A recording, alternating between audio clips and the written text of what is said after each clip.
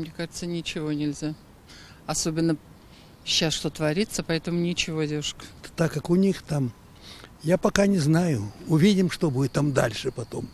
В любом случае, любой опыт – это опыт. И я считаю, что бы ни происходило в любой стране, необходимо опыт перенимать. Всему, их радости жизни и действительно быть своим народом, единству народа. Вот, я думаю, это можно научиться. Никакого. Никакого. Що так? В нинішній Україні никакого.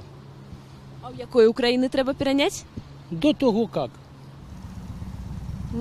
Затрудняюсь ответить. Ничего позитивного пока не приходит в голову. Украина сама не определилась, куда ей лучше идти.